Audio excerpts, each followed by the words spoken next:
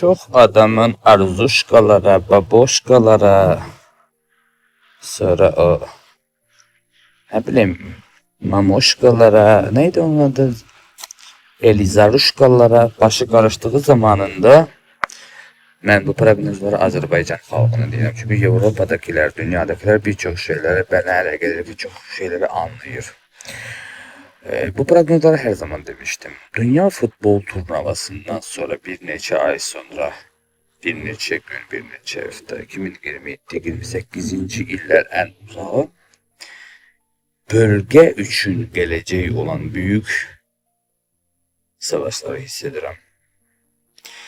Bir yandan Rusya'nın savaşın büyümesi, bir yandan İran savaşın büyümesi. Bu halda sual veririm. Elə hal olsa, Allah uzaq eləsin deyək, nə edəcəksiniz və nə ola bilər deyə sual veririm.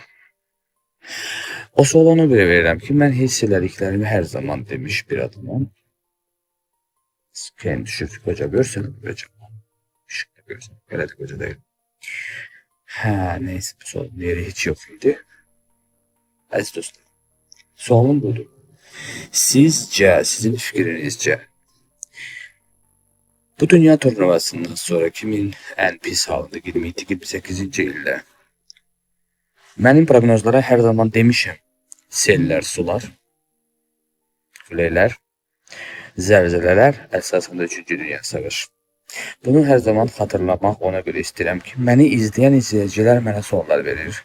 Nadim bəy, ne hissedirsiniz ve onlara bunları xatırlayıram vermiş suallara. Və bu dedik şeyleri olduğu halında ne edeceksiniz ve ne plan kurmuşsunuz. Öpürəm, sağ olun.